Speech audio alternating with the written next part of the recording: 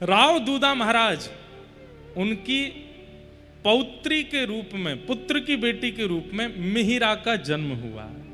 अपभ्रंश होकर के पूरी संसार उनको मीरा कहने लगा। उनका नाम मिहिरा है। शरद पूर्णिमा का दिन मीराबाई का जन्म हुआ। धीरे धीरे मीराबाई बड़ी होने लगी। बचपन से ही मीराबाई के लक्षण सामान्य बालकों जैसे नहीं है। बालकों को खेल खेलना पसंद है और मीराबाई को सेवा देखना अच्छा लगता है। जब घर के बड़े बुजुर्ग सेवा करते हैं अपने ठाकुर जी की, मीराबाई का वही खेल है, वही देख करके खुश होती है। राव दूधा महाराज के और दादाजी की बड़ी लाडली है मीराबाई। राव दूधा महाराज की बड़ी प्यारी है, बहुत सुंदर चरित्र है, ध्यान से सुनना। तो मीराबाई धीरे धीरे बड़ी होने लगी। मेड़ता में राव दूधा महाराज ने नियम बना रखा है कि कोई भी संत महापुरुष राजस्थान आए, उनके लिए द्वार खुले हुए हैं। हमारे राजभवन के बाहर एक संत निवास बना रखा है। जितने भी संत आए वहां आकर के रहिए, खाइए, पीजिए, अपना भजन कीजिए। कोई समय की अवधि नहीं, कितने दिन रुकना है, कितने दिन में जाना है, जैसा कहेंगे वैसी सेवा। और अगर कोई संत अपने ठाकुर जी की सेवा लेकर के आए हैं तो उनको वहां नहीं, उनको राजा अपने घर में रखते हैं, अपने भवन में रखते हैं कि भाई ठाकुर जी की सेवा है। और घर की सारी स्त्रियों को, रानियों को, सबको आज्ञा करते हैं कि एक महाराज जी आए, उनके ठाकुर जी की सेवा, अपरस में भोजन बनाओ, अपरस में सब सामग्री सिद्ध करो। ऐसे श्री राव दूधा जी महाराज। और वैसे ही मिल गई उनको मीरा। मीरा को बहुत सुख मिलता है इन सब चीजों में। कथा होती है, सत्संग होती है, वार्ता होती है, मीराबाई सबसे आगे बैठती हैं, श्रवण करती हैं।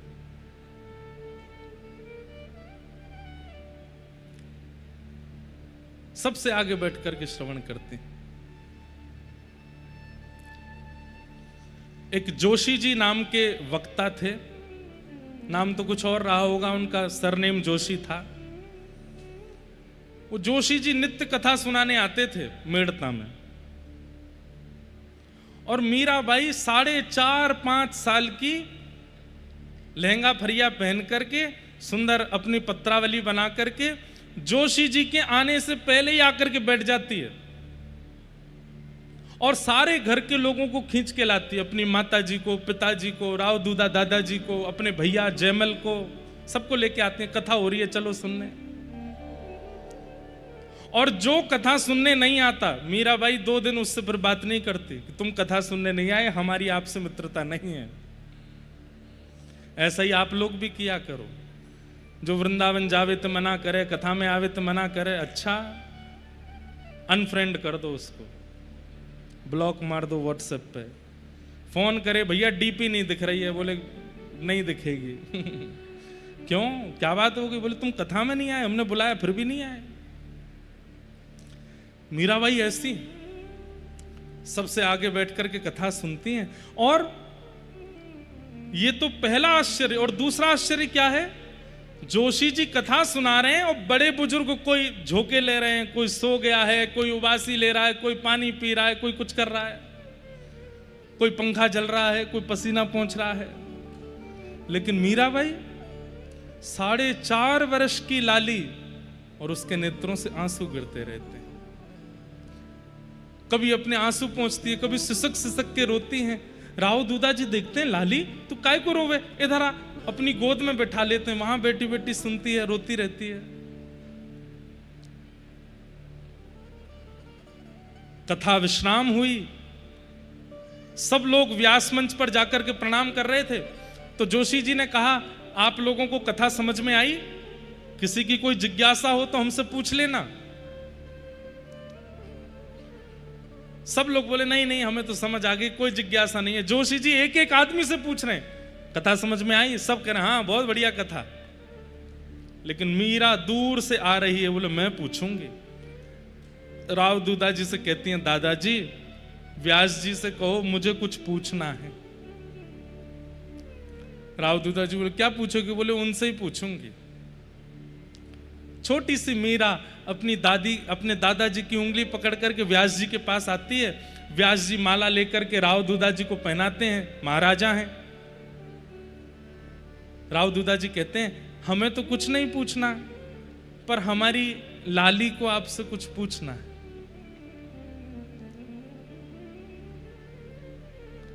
जोशी जी कहते हैं ये लाली पूछेगी? बोले हाँ। अच्छा लाली बड़ी प्यारी है, ऐसे गाल पकड़ लेते हैं, सिर पे हाथ, जैसे छोटे बच्चों से व्यवहार होता वैसे ही। और जोशी जी को बिल्कुल मतलब उधर ध्यान नहीं है, वो क्या पूछेगी ज्यादा से ज्यादा, तो थोड़े बहुत कुछ बात पूछ लेगी। अपनी पोती समेटने लगे, ठाकुर जी रखने लगे। हाँ लाली पूछो क्या बात है। कोई इतना विशेष उसके प्रति भाव नहीं था जोशी जी का। और मीरा धीरे से आती हैं और व्यासपीठ पर दोनों हाथ रखे, पलकें झपक नहीं रही हैं, आंखों से आंसू गिर रहे हैं। और मीरा कह रही हैं जोशी जी आप रोज आकर के जिन गिरधर की कथा यहां सुनाते हैं वो गिरधर मुझे कब मिलेंगे ये बताओ। जब मीराबाई ने ये प्रश्न किया, जोशी जी ने जब मीरा की ओर देखा तो अपने आप को व्यासपीठ पर बैठे हुए भी अत्यंत नीचा समझने लगे। इतने वर्ष हो गए मुझे कथा करते हुए, इतने वर्ष हो गए कथा सुनाते हुए, ये प्रश्न तो मेरे मन में भी कभी नहीं आया कि जिनकी मैं कथा सुनाता हूं वो मुझे कब मिलेंगे। और मीराबाई एक छोड़ पकड़ लेती है धोती का और पकड़ करके खींच के पूछ रही है जिनकी आप कथा सुनाते हो वो कब मिलेंगे। जोशी जी के नेत्र सजल, राव दूधा जी के नेत्र सजल मीराबाई को तुरंत उठा करके अपने गोद में बैठा लेते हैं और हृदय से लगा करके सजल नेत्रों से जोशी जी कहते हैं मीरा तुझे कब मिलेंगे ये तो मुझे नहीं पता, पर तेरी भावना से, तेरे विचारों से, तेरे स्वभाव से ऐसा मैं कह सकता हूं कि तेरी वजह से हजारों को मिलेंगे, तेरे कारण हजारों को कृष्ण मिलेंगे। मीराबाई कहती मुझे मिलेंगे ना? हाँ मिलेंगे लाली, क्यों नहीं मिलेंगे, बस आप कह दो कि मिलेंगे। हाँ मिलेंगे। जा रही हैं उतर करके फिर पीछे, मिलेंगे ना मुझको? बोले हाँ मिलेंगे। वो जैसे लीला करते हैं व्रज में, मेरे साथ भी करेंगे ना? बोले हाँ करेंगे। मैं तैयारी कर लूं, मटकी मंगा लूं, मक्खन निकाल लूं, दही की व्यवस्था कर ले, जा कर ले। दौड़ करके जाती है मीराबाई अपनी माँ के पास, मक्खन निकालो, दही मंगाओ, छीके पर टांग दो। क्यों? जोशी जी बोल के गए हैं गिरधर आएंगे, मेरे पास आएंगे। कथा सुनते सुनते हम लोगों का जीवन निकल रहा है, ऐसा विश्वास, ऐसी भावना हमारे चित्त में कभी नहीं आई। ऐसे ही नहीं मीरा बन गई वो, उनका भाव तो देखो।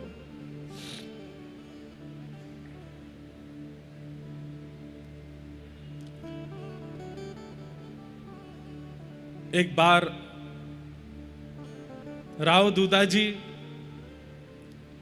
तीर्थ यात्रा के लिए जाते थे महीने 2 महीने में। अब की बार द्वारिका की तरफ जा रहे थे, वहीं बीच में एक स्थान पड़ता है जिसका नाम है डाकोर जी। वहां पर रणछोड़ राय भगवान का मंदिर है। डाकोर जी की यात्रा पर जा रहे थे। अब सब परिवार के लोग नदी के किनारे कहीं रुके हैं, भोजन प्रसाद पा रहे हैं, और मीरा नदी के तट पर बैठी सामने की ओर देख रही है। 4.5-5 साल की है मीरा। राव दूधा जी आते हैं, लाली तुम भोजन नहीं करोगे? तो कहती दादाजी देखो सामने एक संत बैठे हैं। मतलब ये भी एक भक्ति का प्रमाण है बंधुओं।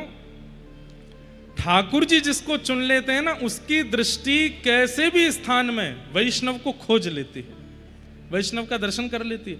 एक बात आपने अनुभव की हो, पता नहीं, नशेड़ी व्यक्ति होता है ना, जो नशा करना जानता है और नशे का बड़ा आदी है, वो कैसी भी सभा में चले जाए, वो ब्याह में भी चला जाता है, वहां अपने जैसों को ढूंढ लेता है। कामी व्यक्ति दूसरे कामी को ढूंढ लेता है, लोभी व्यक्ति दूसरे लोभी को ढूंढ लेता है, व्यसनी व्यक्ति व्यसनी को ढूंढ लेता है, पर भक्त भक्त को नहीं ढूंढ पाते। हमारी दृष्टि भी ऐसी बन जाए, हम जहां जाएं वहां पर किसी वैष्णव को खोज लें। मीराबाई ने कहा, देखो दादाजी सामने एक संत बैठे हैं और मैं जितनी देर से इनको देख रही हूं ना, जोशी जी के द्वारा सुनाई गई कथा मुझे उतनी याद आ रही है। ये सामान्य नहीं है, हमें इनको प्रणाम करना चाहिए। राव दूधाजी सबसे बड़े हैं अपने परिवार में और मीरा सबसे छोटी है। उंगली पकड़ करके ले गए पल्ली पार। श्री निवृत्तिनाथ, ये ऐसे महापुरुष मीराबाई के जीवन में आए जिनकी वजह से कृष्ण प्राप्ति और सहज हो गई। मीराबाई को प्रणाम किया। निवृत्तिनाथ, मीराबाई अपलक नेत्रों से उनकी ओर देख रही है। निवृत्तिनाथ उनके ऊपर भी ऐसे हाथ फेर रहे। अरे छोटी लाली बड़ी प्यारी है। मीराबाई छूटते ही पूछती हैं, मेरा एक प्रश्न है। निवृत्तिनाथ जी बोलते हैं, बोलो। बोले, जोशी जी हमारे यहां आते हैं, वो कथा में कहते हैं कि ठाकुर जी तो सब जगह विराजमान हैं। खम वायु अग्निम सलिलम महिम च ज्योतिम से सत्वान ईदृशो द्रुमादीन सरित समुद्राम से हरे शरीरम यत्किंच भूतम प्रणमेत अनन्यम। सब जगह जब परमात्मा है तो फिर दादाजी हमको तीर्थ यात्रा कराने के लिए ठाकुर जी क्यों लेके जा रहे हैं? हमको उनके दर्शन के लिए तीर्थ क्यों जाना पड़ता है? निवृत्तिनाथ जी राव दूधाजी की ओर देखें, बोले लाली सामान्य नहीं है। कैसा प्रश्न कर रही है, हम तीर्थ क्यों जाते हैं? निवृत्तिनाथ जी बोले, लाली तीर्थ इसलिए जाया जाता है कि हमारे चित्त में जो भक्ति है, हमारे चित्त में जो भाव है, वो स्थिर ना रहे, उसमें और वर्धन हो, और उस वर्धन के लिए कई बार तीर्थ जाना होता है। नदी जब तक अपने तटों पर बहती रहती है उसका रूप सामान्य होता है, लेकिन जब वो जाके सागर में मिल जाती है तब नदी भी सागर बन जाती है। ऐसे ही हम नदी हैं और ये जितने भी तट हैं ये सब हमारे यत्र तत्र रहने वाले ठाकुर जी हैं। पर तीर्थ जो है ये साक्षात समुद्र है। जब हम नदी रूपी जीवात्मा उस सागर रूपी तीर्थ के पास जाते हैं तो हम भी सागर बन जाते हैं, इसलिए तीर्थ जाना होता है। उसी समय निवृत्तिनाथ जी ने राव दूधाजी से कहा, बोले इस लाली को योग, साधना और वेदों का ज्ञान मैं दूंगा, मेरा वचन है आपको, ये सामान्य नहीं है। तो बीच में कथा आती है कि डाकोर जी की पूरी कथा सुनती गई निवृत्तिनाथ जी से मीराबाई रस्ते भर, कि डाकोर जी कैसे आए, वहां पर ठाकुर जी कैसे विराजे, मुझे सब बताओ। निवृत्तिनाथ जी जब लौट करके आए तो राव दूधाजी से बोले, अब मैं आपकी पुत्री को 1-2 साल तक योग साधना की विद्या दूंगा। ठीक है। 4 दिन ही निकले थे, 4 दिन में ही निवृत्तिनाथ जी अपना सारा सामान बिस्तरा सब बांध करके जाने लगे। तो राव दूधाजी बोले, भगवान आप तो बोले थे कि 1-2 साल लाली को कुछ सिखाएंगे पढ़ाएंगे, आप तो अभी 4 दिन में ही जाने लगे। निवृत्तिनाथ जी के नेत्र सजल हो गए। बोले 4 साल में जो साधन सीखना चाहिए वो आपकी लाली 4 दिन में सीख गई है। इससे क्या नहीं आता है? मैं जो विषय बोलता हूं तुरंत याद कर लेती है, मैं जो ध्यान बताता हूं ये तुरंत कर लेती है। अरे कई बार मेरे ध्यान करने पर मेरे आराध्य का दर्शन नहीं होता, पर ये ध्यान लगा करके मेरे आराध्य की बातें मुझे बता देती है। ये सामान्य नहीं है। बंधुओं, अभी तक तो सब घर के लोग हंसते थे, प्रसन्न होते थे कि संत आके कह के जाते हैं कि आपकी लाली सामान्य नहीं है, लेकिन अब सबको चिंता होने लगी। वो सच में असामान्य है, सामान्य नहीं। बंधुओं, एक बात बोलूं, वो भक्ति ही क्या, जिस भक्ति से पति को चिंता ना हुई हो, पत्नी को चिंता ना हुई हो, परिवार वालों को चिंता ना हुई हो, मित्र आदियों को चिंता ना हुई हो, आपके आसपास रहने वालों को आप थोड़े अबनॉर्मल ना लगे हों, तो भक्ति कैसी? सत्य बता रहे हैं हम। जब हमारे पास माता पिता आते हैं ना, महाराज जी ये लाला को समझाओ आप, ये तो ऐसा हो गया है, मन से मुझे बड़ी प्रसन्नता होती है। चलो चिंता हो रही है, इसका मतलब भक्ति अच्छी है। संसारी लोगों को आप अपने से विलग दिखने लगोगे, अपने से विचित्र दिखने लगोगे।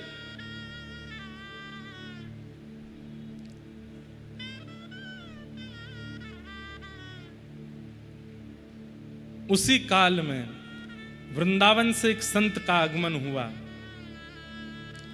और संत के साथ में सेवा में विराजमान थे श्री गिरधर लाल जी। संत व्यासपीठ पर बैठते और बगल में चौकी पर लाल जी को विराजमान कर देते। मीराबाई आकर के बैठती, कथा रोज सुनती थी।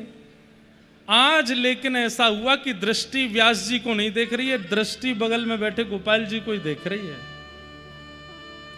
व्यास जी पूरी कथा सुना गए लेकिन मीराबाई के नेत्र हटे नहीं और अपने दादाजी के पास गई। राव दूधा जी से जाकर के बोली, ये कौन है? ये जो व्यास जी के बगल में बैठे हैं ये कौन है? दादाजी बोले, व्यास जी से ही पूछो। मीराबाई बोली, ये आपके साथ में जो आए हैं, भुजा उठा करके खड़े हैं, कौन है? मेरे ठाकुर जी। अच्छा, मैंने ऐसे ठाकुर जी देखे हैं, ऐसे ठाकुर जी देखे, ये वाली पहली बार देखे हैं, ये कौन से हैं? अरे जब व्रज में इंद्र ने खूब वर्षा की थी तब व्रजेंद्र नंदन श्री कृष्ण ने 7 कोस लंबे चौड़े गिरिराज पर्वत को अपनी कन्नी उंगली पर धारण किया था और उसी समय पूरे व्रजमंडल ने उनको गिरधारी कहकर के बुलाया। ये वही गिरधर लाल है। ये कथा जैसे ही सुनाई, मीराबाई के नेत्र बंद हुए और वो छवि आने लगी बार बार, जो वो माधवी रूप में थी पूर्व में, और माधवी रूप में वो गई हैं, ठाकुर जी के चरणों में जाकर के प्रार्थना करती हैं, ठाकुर जी को देख रही हैं, नेत्रों में पानी भर रहा है, देख नहीं पा रही हैं। ये सारी स्मृति थोड़ी थोड़ी मीराबाई के चित्त में आने लगी। मीराबाई तो जैसे 5-6 वर्ष की आयु में व्याकुल जैसी हो गई और रोते हुए कहने लगी, ये आपके नहीं है, ये मेरे हैं और मैं आज से नहीं, इनको वर्षों से जानती हूं। ये मुझसे वचन दिए थे कि ये मेरे पास आएंगे, ये मेरे पास आ गए हैं, अब इनको मुझे दे दो, ये मेरे हो गए, इनको मुझे दे दो। संत घबरा गए। राव दूधा जी संभालिए, ये लाली आपकी क्या कह रही है? राव दूधा जी आए, मीरा ऐसे नहीं कहते, हमारे ठाकुर जी है ना चतुर्भुज भगवान, उनकी सेवा करेंगे। नहीं, वो आपके हैं, वो परिवार के हैं, ये वाले मेरे हैं, ये जो इनके बगल में बैठे हैं ये मेरे हैं।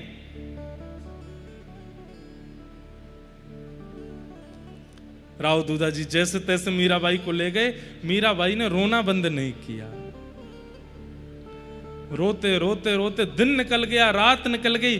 किसी ने जाकर के उन संत से जाके कह दिया, बोले कि महाराज आप तो रात रात में खिसक लो यहां से। बोले क्यों? राजा की पौत्री रो रही है आपके ठाकुर जी के लिए और आप तो अपने ठाकुर जी दोगे नहीं, और वो राजा हैं। राजा को कोई सामग्री चाहिए तो वो राजी राजी नहीं लेते हैं, वो तो फिर कुछ और भी तरीके आते हैं उनको। आपको भोजन में कुछ मिला के खवा देंगे, आप पधार जाओगे, फिर तो ठाकुर जी नहीं कहिए। महाराज जी बोले, अरे राम राम, ऐसे तो नहीं करेंगे। रात रात में ही महाराज जी ठाकुर जी लेके कहीं चले गए। सुबह उठ करके मीराबाई जैसे ही दौड़ करके गई देखने के लिए, पता चला कि महाराज जी तो गए। अब तो मीराबाई और रोने लगी। राव दूधा जी बोले, संत चले क्यों गए? अभी तो कथा अधूरी रह गई। किसी ने बताया, बोले आपके डर के मारे चले गए कि कहीं आप उनसे छीन ना लो। लेकिन थोड़ी दूर जाकर के जैसे ही संत अपने ठाकुर जी की सेवा निवृत्त होकर के जैसे ही शयन में गए, उन्हीं के ठाकुर जी शयन में उनके स्वप्न में प्रकट हो गए और प्रकट होकर के बोले, बाबा, ओ बाबा। संत बोले, अरे ठाकुर जी 40 वर्षों से आपकी सेवा कर रहा हूं, आज तक कभी स्वप्न में नहीं आए, आज आप मेरे स्वप्न में आ गए। जय हो जय हो जय हो, आप मेरी सेवा से बड़े प्रसन्न लगते हैं। ठाकुर जी बोले, हाँ बाबा, मैं बड़ा खुश हूं तेरी सेवा से, पर अब तुम्हारी सेवा का समय पूर्ण हो गया। बाबा, अब मैं तुम्हारी सेवा विश्राम कर रहे हूं। बोले मतलब? बोले अब मैं कोई और ते सेवा कराऊंगा। बोले कौन सी सेवा कराओगे? बोले जो लाली कल रो रही ना, वही से मुझे सेवा करानी है। बाबा सच बता दूं? बोले बताओ। कछु महीना में आप पधार व्यवहारे हो, और कछु महीना में जब आप पधार जाओगे तो मैं अकेला रह जाऊंगा, मेरी सेवा कौन करेगा? या हमारे बातें पहले मुंह को अपने श्रेष्ठ उत्तराधिकारी को दे जाओ। मीरा श्रेष्ठ उत्तराधिकारी, उनको दे दो। महात्मा बहुत रोए, ठाकुर जी आंसू पहुंचने लगे, बोले रो मत, मैं आपसे बहुत प्रसन्न हूं। और सुनो एक बात और कह दूं। बोले क्या? अब तक तो मेरे दर्शन के लिए नेत्र खोलने पड़ते थे, आपको मेरी सेवा करनी पड़ती थी, अब से मैं वचन दे रहा हूं सदा आपके चित्त में रहूंगा, जब नेत्र बंद करोगे तब दर्शन दूंगा, लेकिन अब जो प्रकट सेवा है ये मीरा को दे दो। संत वापस लौट करके गए, राव दूधा जी ने स्वागत किया। संत ने जाती पूछा मीरा कहाँ है? बोले वो तो 3 दिन से कमरा में रो रही है, खा भी नहीं रही, पी भी नहीं रही। संत पहुंचे हैं मीरा के पास और अपने सेवा के 40 साल के सेवा के ठाकुर जी ले जाकर के मीराबाई के सामने पधरा दिए।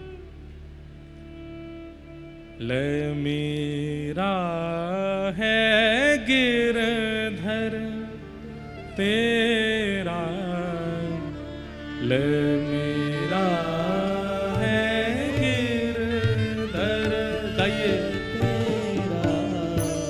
ले मीरा है गिरधर तेरा, ले मीरा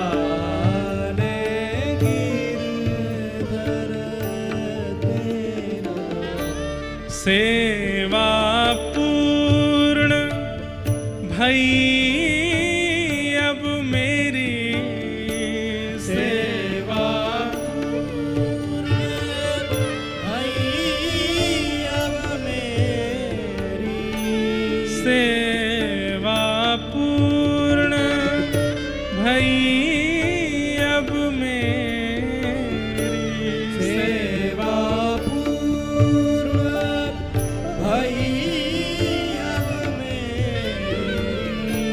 जागा भाग्य है तेरा, ओ जागा भाग्य है तेरा, ले मीरा है गिरधर तेरा, ले मीरा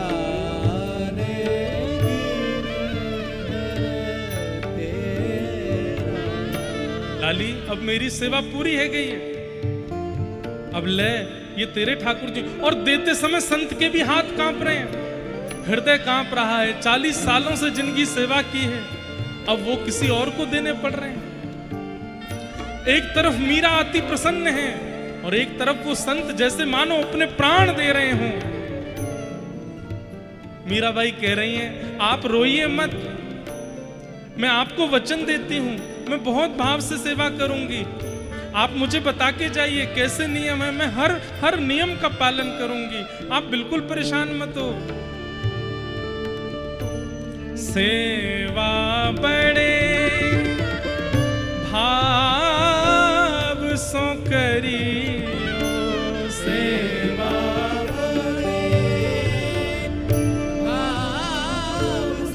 कैसे भाव से? रखियो ने नानेरा, ओ रखियो ने नाने, मतलब अपने नेत्रों के सामने ही रखियो इनको, एक क्षण के लिए भी ये तोते दूर नहीं हो, ऐसी सेवा करियो। सेवा बड़े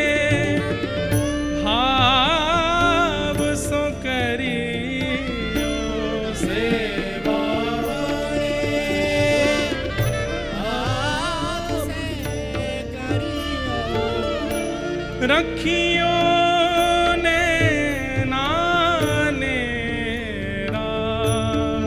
ओ रखियो ने नानेरा, बेटी ले मीरा है गिरधर तेरा,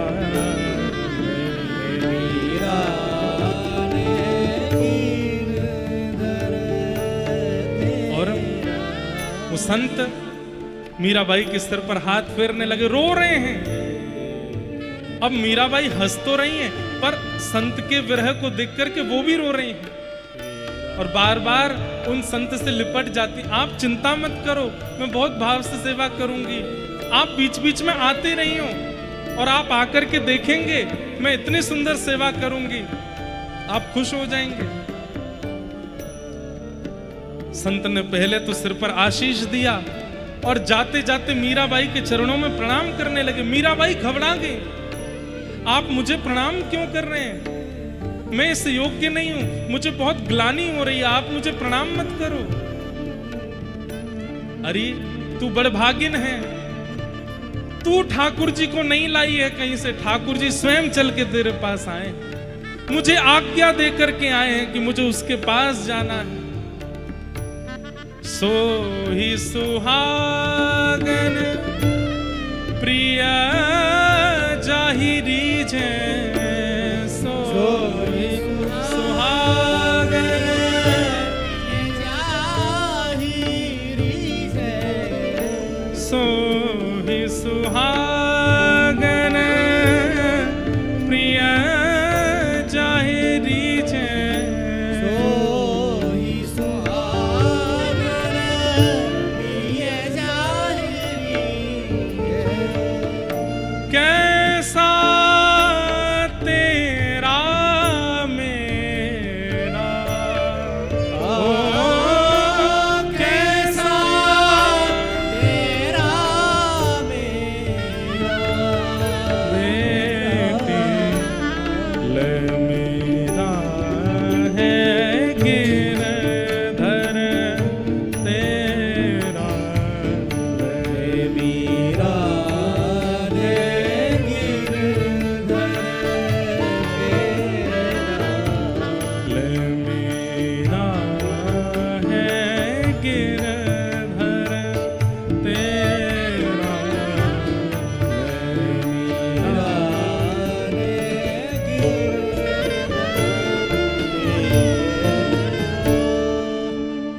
संत ने अपने गिरधर लाल मीराबाई को प्रदान कर दिए। अब मीराबाई रो भी रही है और प्रसन्न भी है। प्रसन्न इसलिए कि ठाकुर जी आ गए, और रो इसलिए रही है कि एक संत अपने जीवन भर की सेवा यहां छोड़ के मेरे पास चले गए। रूठ गई पहले तो ठाकुर जी से, आपकी कैसी लीलाएं हैं, एक को संयोग देते हो, एक को वियोग देते हो, लेकिन मेरी एक बात सुन लो, मुझे वियोग दे के कहीं और मत जाना, मैं नहीं जाने दूंगी आपको। और फिर मन में खुद ही सोचती हैं, ऐसा तो उन संत ने भी सोचा होगा कि वो कहीं नहीं जाने देंगे, लेकिन आज ये आ तो गए मेरे पास, अरे इसका मतलब कल तुम मुझे भी छोड़ के चले जाओगे। और फिर से मीराबाई रोने लगी। अभी बंधुओं मीराबाई की आयु 6-7 वर्ष की है बस। 24 घंटे मीराबाई ठाकुर जी के सामने ही रहती हैं। क्यों? कहीं मुझे छोड़ के चले ना जाए। ये भय बना रहता है उनके चित्त में कि कहीं मुझे छोड़ के दूर हो नहीं जाए। कोई भी काम करती है मीराबाई, उनकी दृष्टि ऐसी रहती है, वो तुरंत झांक करके देखती रहती हैं, लाला बैठे हैं ना, गिरधर बैठे हैं ना।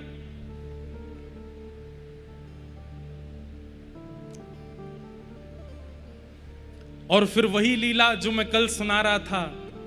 एक दिन बारात जा रही थी, मीराबाई ने पूछा ये क्या है माँ? माँ ने बताया ये बारात जा रही है और ये दुल्हा जा रहा है अपनी बींदड़ी को लेने। मीराबाई की जिद हो गई, मैं भी बींदड़ी हूं किसी की? बोले हाँ। और मेरा दुल्हा कौन है, मेरे बींद कौन है? पूछते पूछते रात हो गई। माँ बोली तू तो परेशान ही कर देती है मीरा, अरे बताओ ना मेरे बींद कौन है? सामने बैठे गिरधर लाल की ओर इशारा करते हुए मैया कहते ये हैं तेरे बींद। और बस मीराबाई ने जैसे ही देखा है ठाकुर जी को,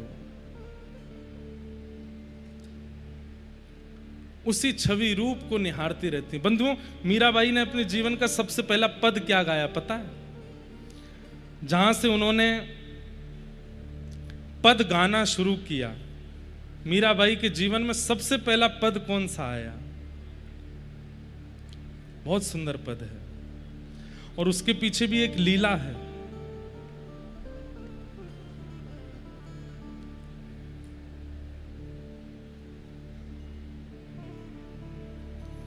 एक बार मीराबाई मीराबाई के मंदिर का नाम है श्याम कुंज। क्या नाम है? श्याम कुंज, जहां गिरधरलाल विराजते हैं।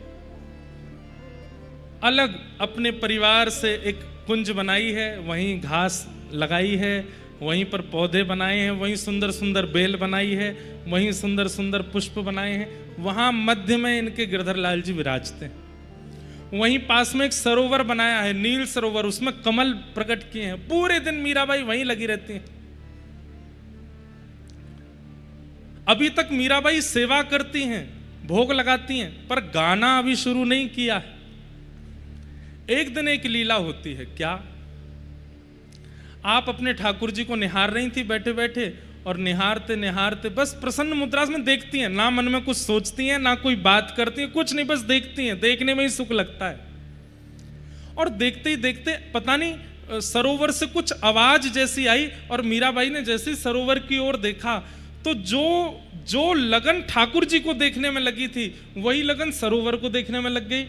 बिल्कुल वैसे ही नील कांति सरोवर की, सुंदर सुंदर उसमें कमल बह रहे हैं। मीराबाई उसको देखने लगी, और देखते ही देखते ठाकुर जी के कटाक्ष के दर्शन हुए।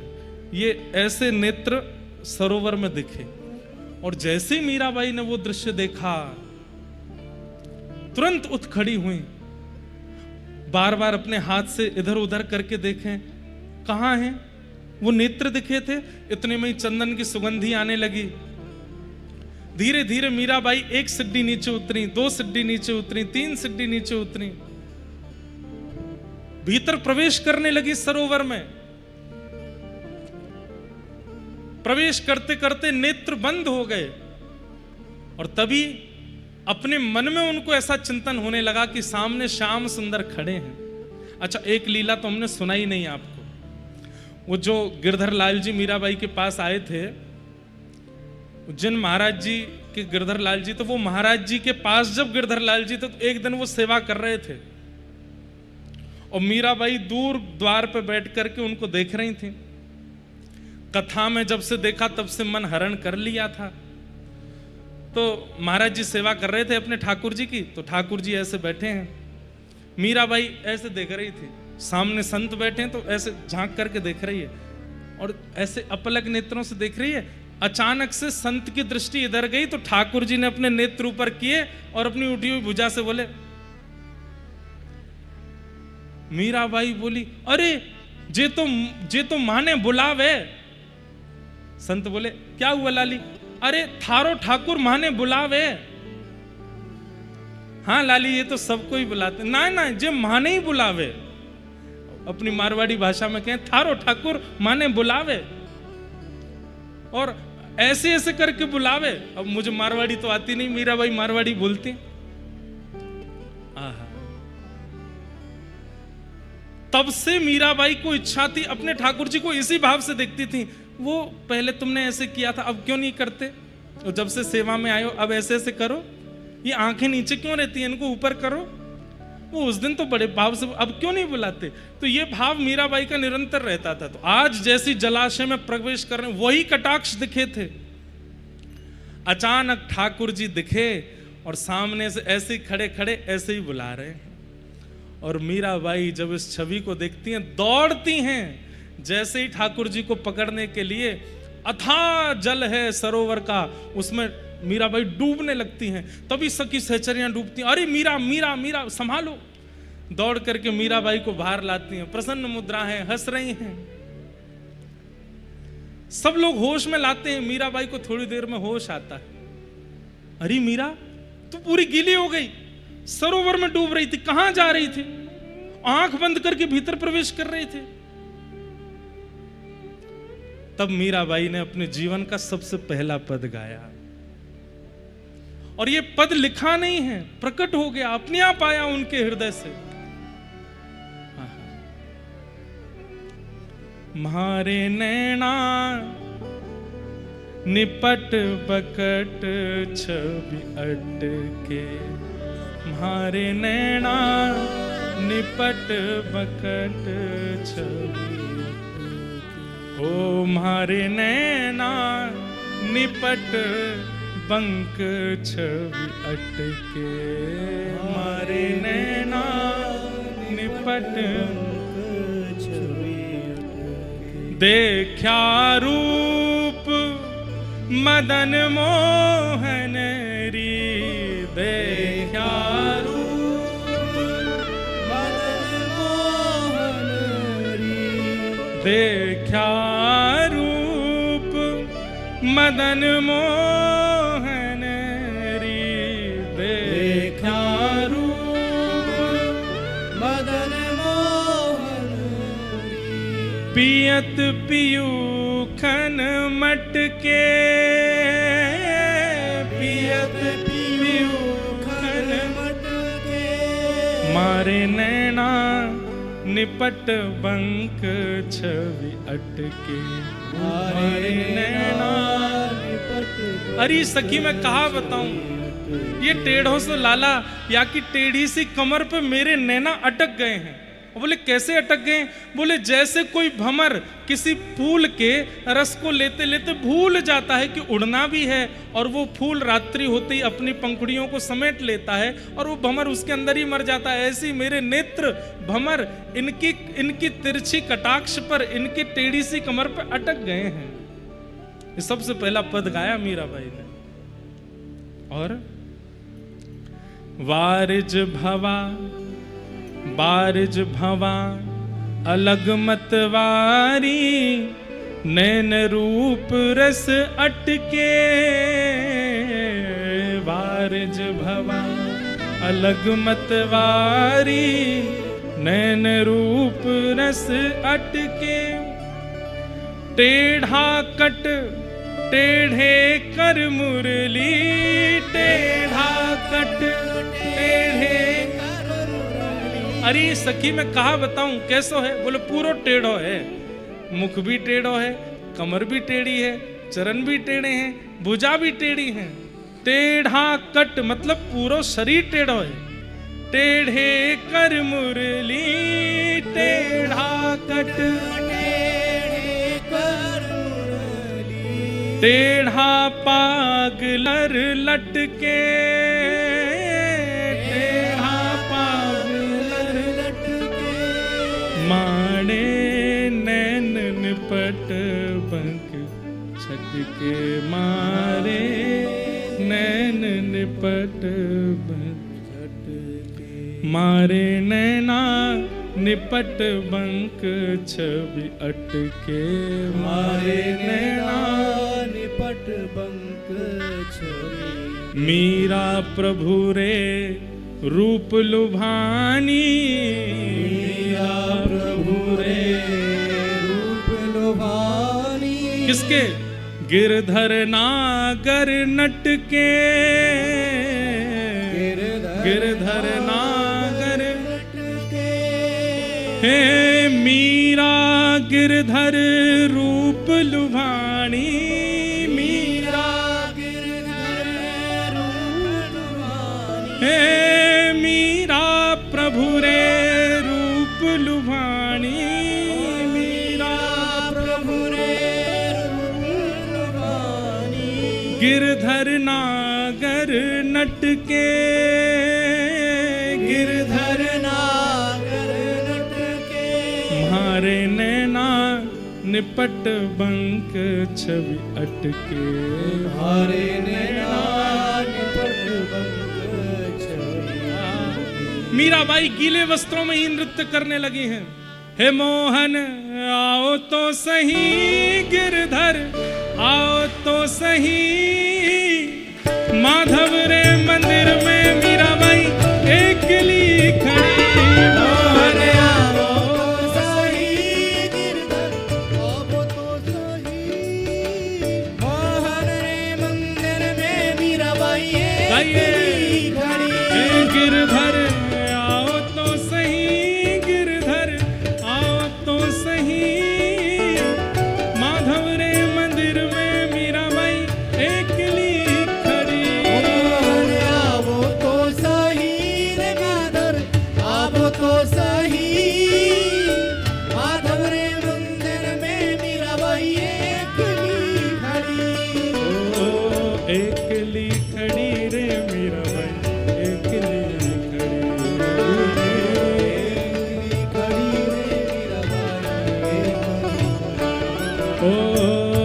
एकली खड़ी रे मेरा भाई एकली खड़ी एकली खड़ी रे मेरा भाई हे गिरधर हे मोहन हे गिरधर आओ तो सही गिरधर आओ तो सही माधव रे मंदिर में मीराबाई एकली खड़ी आवो तो सही रे गिरधर आवो तो सही माधव रे मंदिर में मीराबाई एकली खड़ी हे गिरधर आओ तो सही गिरधर आओ तो सही माधव रे मंदिर में मीराबाई एकली खड़ी मोहन आवो तो सही रे गिरधर आवो तो सही माधव रे मंदिर में मीराबाई एकली खड़ी थे के वो तो सांवरा में मोर मुकुट बन जाऊं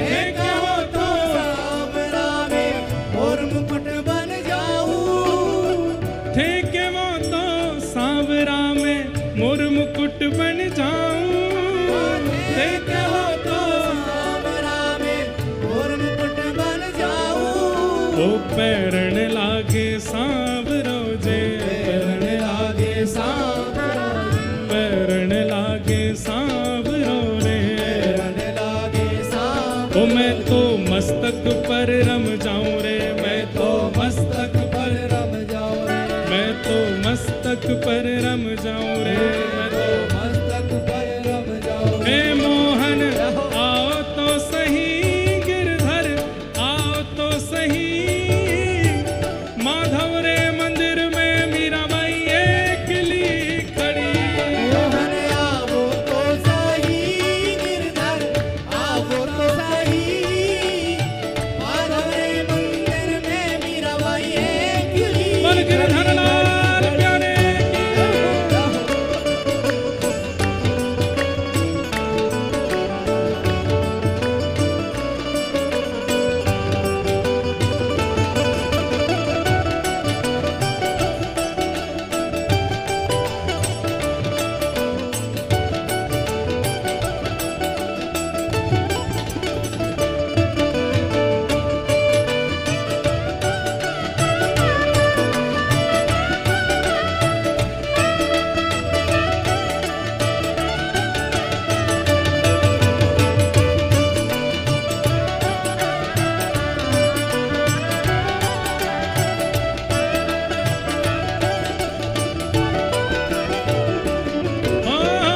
थे के वो तो सांवरा में काजरिया बन जाऊं हे कहो तो सांवरा में काजरिया बन जाऊं थे के वो तो सांवरा में काजरिया बन जाऊं हे कहो तो सांवरा में काजरिया बन जाऊं ओ नैन लगावे सांवरो जे नैन लगावे सांवरो जी नैन लगावे सांवरो जे नैन लगावे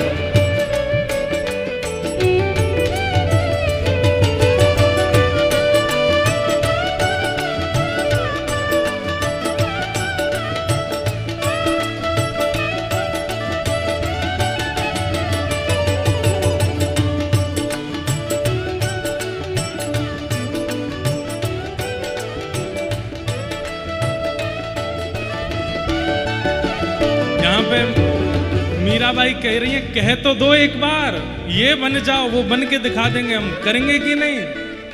ठाकुर जी अगर कह दें कि ये बन जाओ तो बन जाइयो भैया।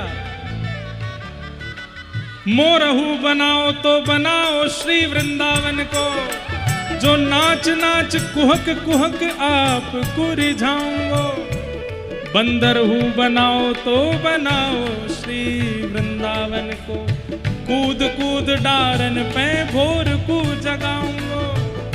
पर मीराबाई कहती है थे कहो तो सांवरा में जल यमुना बन जाऊं, थे कहो तो सांवरा में जल यमुना बन जाऊं, थे कहो तो सांवरा में जल जमुना बन जाऊं। हे कहो तो सांवरा और में जल यमुना बन जाऊं। हम जमुना जी बन गए तो अरे नावन लागे सांवरो जे, नावन लागे सांवरो जे, नावन लागे सांवरो जे। तो मैं तो अंग अंग रम जाऊं रे, मैं तो अंग अंग रम जाऊं, मैं तो अंग अंग रम जाऊं रे। हे मोहन हे गिरधर, हे मोहन आओ तो सही, गिरधर आओ तो सही। माधव रे मंदिर में मीराबाई अकेली खड़ी।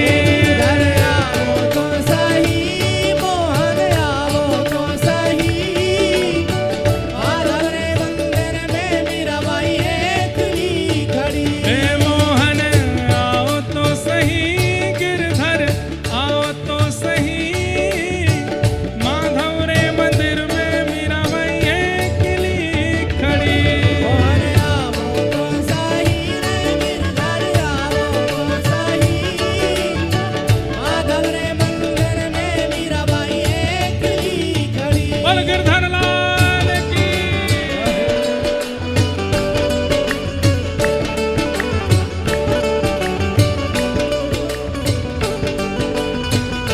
कभी कभी सुनो, एक बात सुनो, कभी कभी हमको आप लोगों से मीठी ईर्ष्या होती है, क्योंकि हम गाते हैं और आप लोग पूरा रस आनंद ले लेते हो, हमको यहीं बैठे रहना पड़ता है।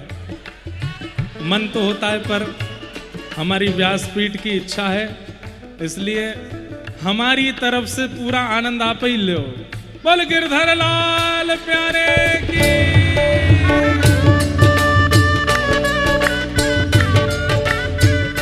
जय हो।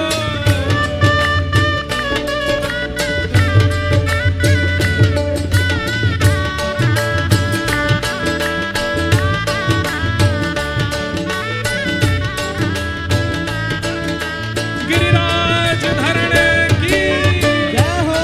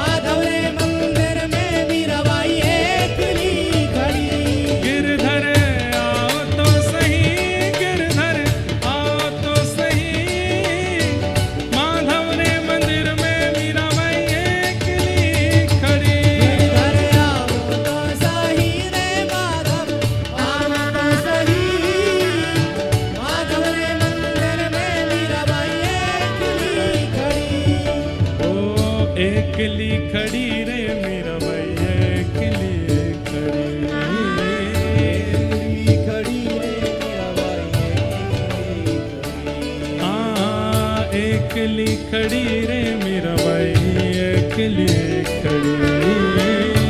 अकेली खड़ी रे मीराबाई अकेली खड़ी। हे मोहन हे गिरधर हे मोहन आओ तो सही गिरधर आओ तो सही माधव रे मंदिर में मीराबाई अकेली खड़ी। मोहन आवो तो सही रे गिरधर आवो तो सही माधव रे मंदिर में मीराबाई अकेली खड़ी।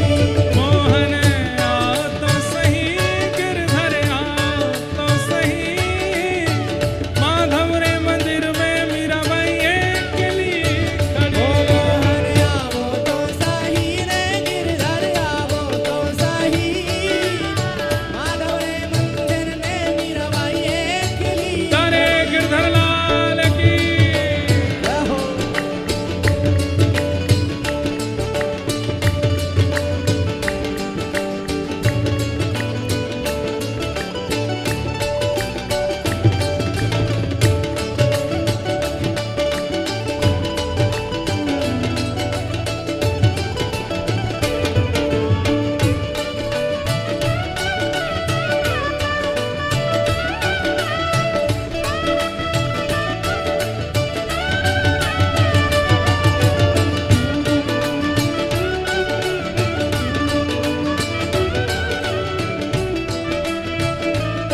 और अंत में क्या कहते हैं, भाव से गाना ऊंचे स्वर में। ओ थे के वो तो सांवरा में पग पायल बन जाऊं। हे का तो सांवरा में पग पायल बन जाऊं। थे के वो तो सांवरा में पग पायल बन जाऊं। हे का तो सांवरा में पग पायल बन जाऊं। थे के वो तो सांवरा में पग पायल बन जाऊं। हे का तो सांवरा में पग पायल बन जाऊं। हम पायल बन गए ठाकुर जी की। अब क्या हो नाचन लागे सांवरो जे नाचन लागे सांवरो जी नाचन लागे सांवरो जे। नाचन लागे ओ सांवरो मैं तो चरना में रम जाऊं रे मैं तो चरना में रम जाऊं रे। मैं तो चरना में रम जाऊं रे मैं तो। चरना में रम जाऊं हे गिरधर हे मोहन हे मोहन आओ तो सही गिरधर आओ तो सही माधव रे मंदिर में मीराबाई अकेली खड़ी। मोहन आवो तो सही रे गिरधर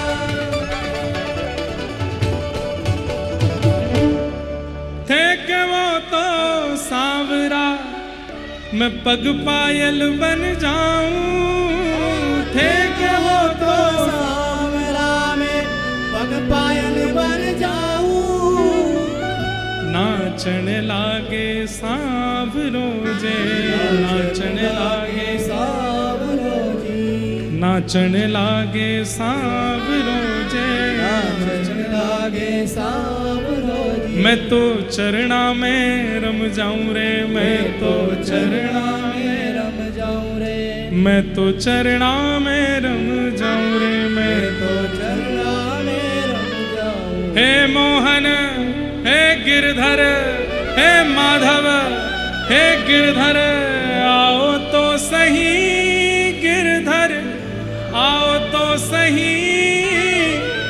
माधव रे मंदिर में मीराबाई अकेली खड़ी, गिरधर आओ तो सही गिरधर, आओ तो सही।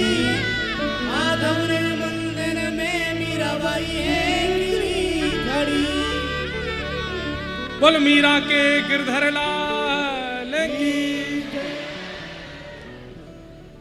ऐसी मीराबाई अपने जीवन काल का, बैठ जाओ सब लोग बैठ जाओ।